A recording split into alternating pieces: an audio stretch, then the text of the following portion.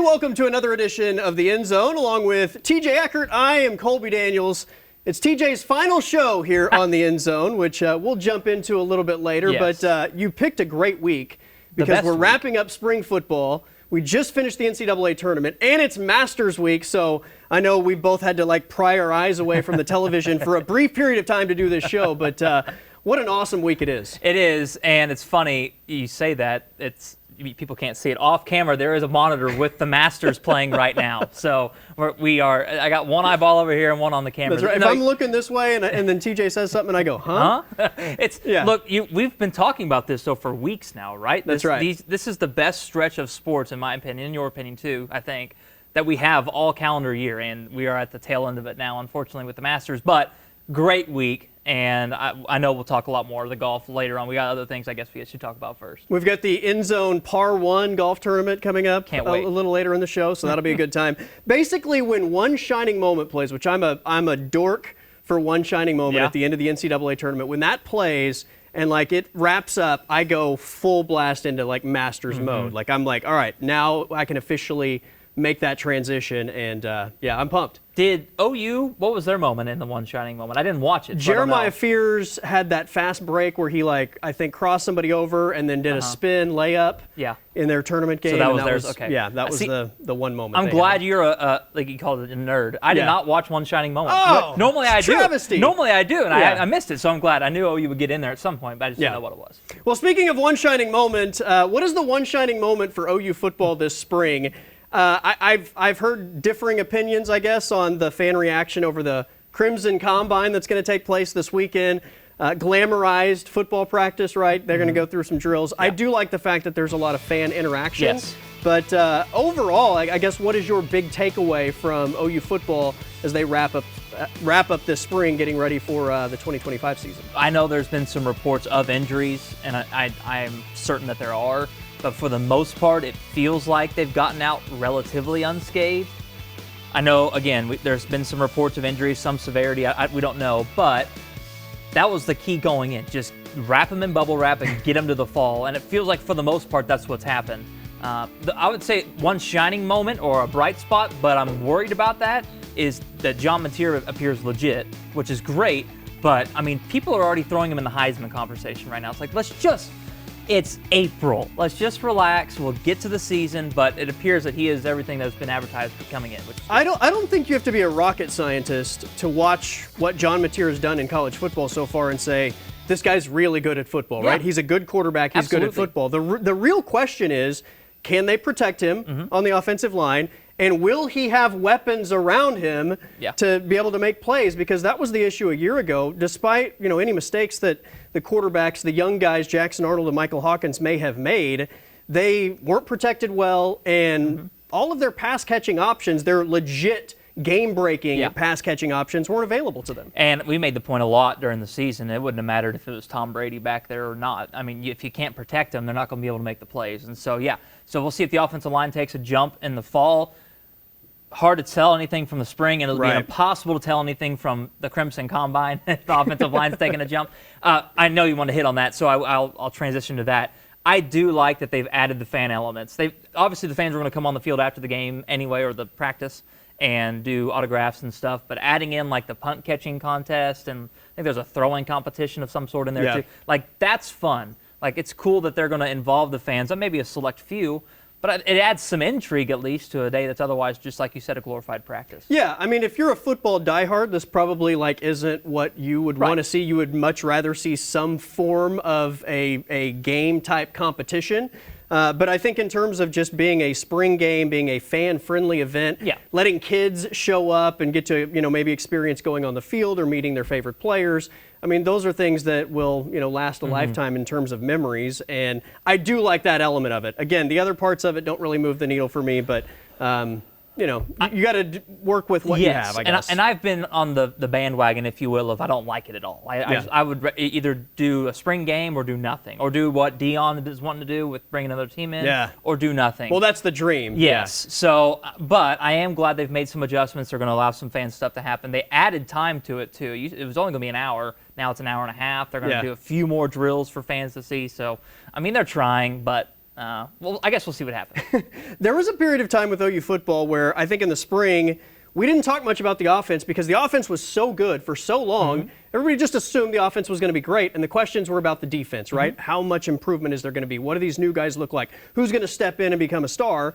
We've now flip-flopped, right? Like this spring, I've heard nothing. Not a word. But offense. John Mateer, these new receivers out of the transfer portal, hopefully some progression with the young guys on the offensive line.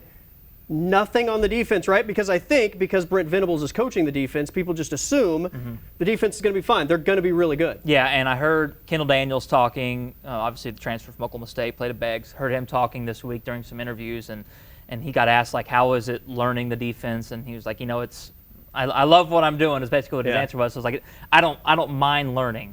And I think when you're in a position where you mentioned that Venables is going to call the defense and he's in that position group with Venables, feel like that he's doing such a good job of handling that side of the ball that, to your point, it's just not even a conversation. The only concern people are having is if he can call the defense and still be the head coach. Has nothing to do with how well they're going to execute, right? It's just, can he handle both? So I think that says a lot about where they're at right now. And there are plenty of coaches in college football that call one side of the ball or the other and still are able to be the CEO of a football team. Yeah. I will say, I don't think enough is being made of the departure of both Danny Stutzman and Billy Bowman and their leadership and experience.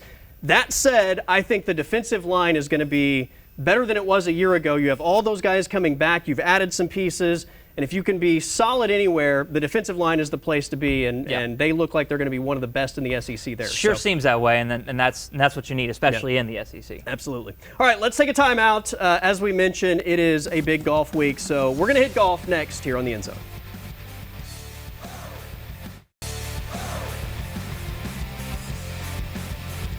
Welcome back to the End Zone along with TJ Eckert. I am Colby Daniels. It is Masters Week, and we are about to participate in the first ever End Zone Par 1 tournament right here inside the studio, so it should be a ton of fun. Yes. Before we do that, though, we're going to talk a little Masters because it's been a tremendous first couple days. Giant names on the leaderboard, which typically there are, right, because of the condensed field and just the nature of this tournament, but off to a great start, TJ. It's been really good. Obviously, I think the anticipation was that the weather might have an impact late Thursday and then into Friday a little bit with some wind. We've seen some of that, but really the level of play has been really good.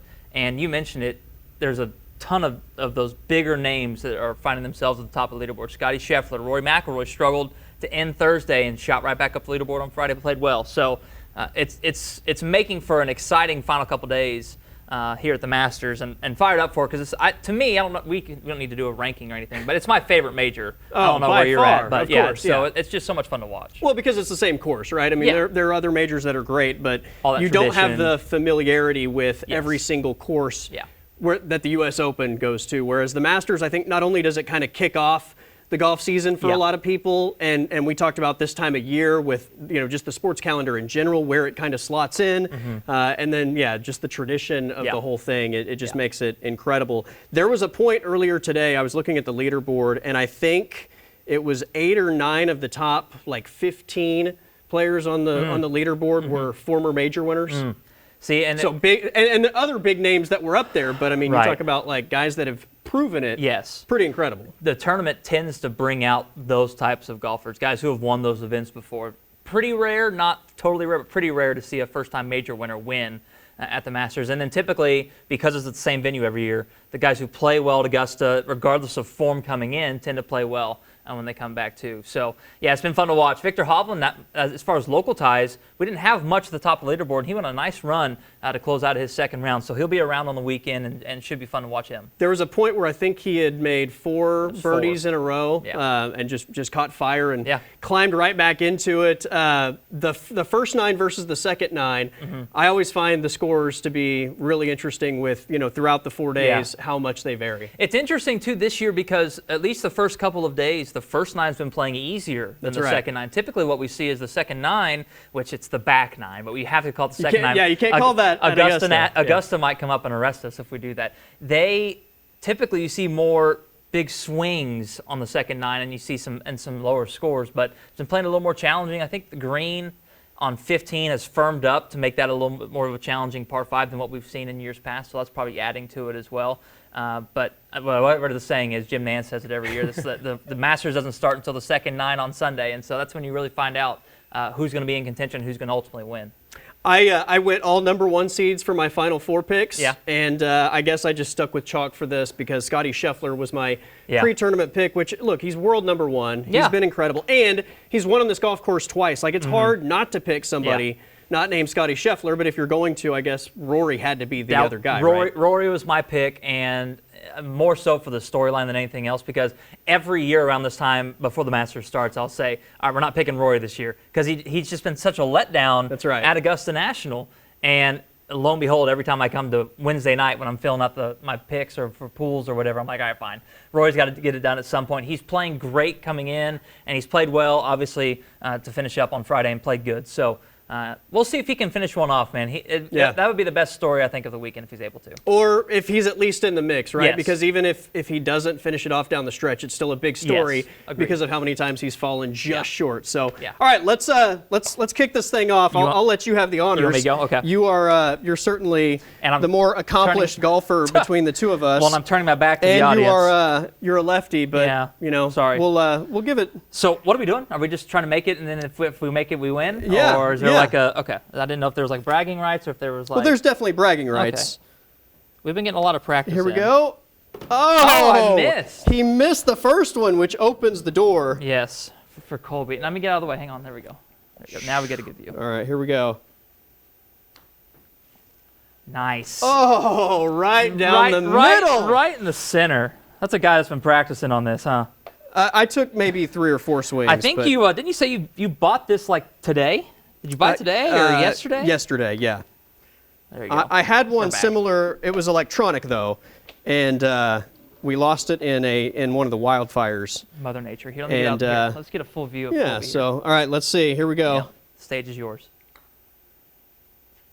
2 in a row. All right. I think we have time for one final one. So okay. Well, if you make this, you got to force it. You must make for you to that's win. Right. Okay. That's right. All right. Let's see if I can at least put a little pressure on you. There we go. Oh, there it is. All right. This is for the win. Here, let me get out. Hopefully, I don't pull a Rory. Oh, that's right. Second 9 on Sunday. Did you leave it short? Oh, you left it short. Colby. All right, there we go. You can't leave a winning putt short. I don't know what happened. I choked. We'll talk about it in the break, I guess. I'm going to punt that last putt. Smash or Punt is next here on the End Zone.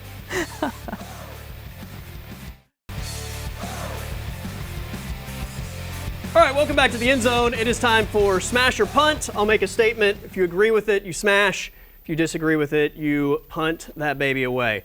All right, number 1, we talked OU spring football at the beginning of the show. I think most people feel like they're going to be better this year, upgrade at the quarterback position, get healthy on offense, still have a really good defense. That schedule is absolutely brutal, though. So smash or punt, OU football goes 8-4 or better in 2025. So I'll smash because I think 8-4 is kind of the line. Like I think that's kind of where they're. I don't say that they have to finish that. If Brent Venables wants to keep his job, I think you have to win 8 games. And so because of desperation, because I think they're better at quarterback, because I think the defense takes another step forward, and the injuries can't be nearly as bad as they were last season, I'll smash and say 8-4 would be a nice season. They were really close to winning a couple more games last year, even with the injury bug that they sustained. So I feel like if you just stay healthy, maybe you make an extra play or two to give yourself a chance to beat like a Missouri, for example, 100%. instead of dropping that game. So 8-4 to me is the record. So I'll go smash on 8-4. I don't think it's going to be better than that. If it is, I'll be surprised. But 8-4, I will smash. All right, since it is Masters Week, I asked this question the last couple of years. I think this was really popular on social media a couple of years ago. If you were to play in the Masters and you start from the furthest point of every green, could you make the cut? Smash. Yeah. You could? Absolutely. You start every hole from the furthest point of the green. Yeah. Okay. So essentially, right, because the cut's going to be, typically it's around that 3 to 4 over numbers where you're at, right? Yeah. And so you're starting on the green, and if you 3-putt a par 5, you're making eagle, right? That's the way you think about it, right? So, I feel pretty confident that you can make the cut. Okay. So I think you would too. I think there's a lot of people who think about it like, oh gosh, no, I wouldn't be able to do that. But you're putting. You're on the green putting. Three putting a par 3 is a par, right? Like so at, at my local golf course, I feel like the answer is yes. But at Augusta National, I think you would surprise yourself. I agree, though. Okay. Toughest greens in the world. I agree. I'm going to punt. I don't think I would. You don't have that confidence. I feel like I would be going home before Saturday. Okay. Well, Friday night, I feel like I would have my tail tucked between my legs, and I would be whimpering at the bar. Honestly, I feel like I'd be up near the top of the leaderboard. Oh, wow. Just to be honest, okay. because you're. And these are two guys that just tied in the putting competition. That's right. Here on the end zone. I tied Colby, but I'm gonna beat right. Rory. That's right. I like the confidence, though. I appreciate that level of confidence. All right, the 2025 Masters champion will be a first-time Masters champion. So I'm going to smash because I think I'm hoping that Rory ends up winning it, right? So he's going to not the question. First time Masters champion, not major champion, right? Smash. So I think Rory ends up winning, and so I'll give him the first time Masters winner. Okay, and I picked Scotty, so I'm gonna stick with my pick. So you'll punt, and I'll punt. Okay, that it won't be a first time winner. Yeah. All right, we move through golf to the NBA. I know you love these Thunder grand Best NBA ever. questions. Yeah. The OKC Thunder will win the 2025 NBA Finals. Oh man, this is a grand statement. Because we've been saying it for months, I don't feel confident that there's a team that could beat them in a 7-game series. I'll smash. Why not? Okay. They're the favorite to do it. Okay. And I feel like they have all the pieces to do it, the confidence to do it. Sure, smash. They're going to win the NBA Finals. So the two losses to Houston and Los Angeles last week didn't scare you off the Thunder, because I know a lot of people were, I wouldn't say hitting the panic button, but hovering over the panic button with 2 losses. No, I mean, what it did is it showed them some areas of weakness that they need to work on. And again, you're not playing 1-game series in the playoff. You're playing 7. So if LA can do that 4 times, then more power to them. Look, I don't think anybody's beating them over the course of 7 games with the depth 100%. that they have at their disposal. Yeah. All right, I threw out the first pitch at the OKC Comets game. Let's take a quick look at that before I ask the smasher punt. Here it is, the windup. I mean, and the frame job by the catcher, by the way. Really good. Exceptional. Good work. That's why he's a professional. Honestly, that's pretty solid. It was about 40 degrees that day. So are we smashing or punting the performance? My first pitch, smash or punt. Yeah, what did I say the whole time with you and Wyatt? Don't hop it, right? I don't care what you do, don't bounce it. Just make sure you get it. Not only did you not bounce it, but you threw it within the vicinity of the catcher, and I mean, 0-2 count, maybe you're getting a swing out of that too. So smash, that was well done. Okay.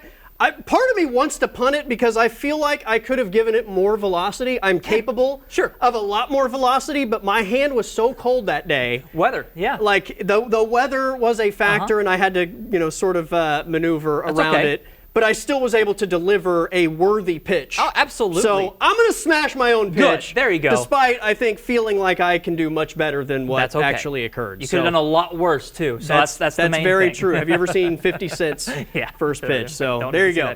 All right, that was Smash or Punt. We'll take a timeout, and it's TJ's last show. We'll say farewell to our quarterback one.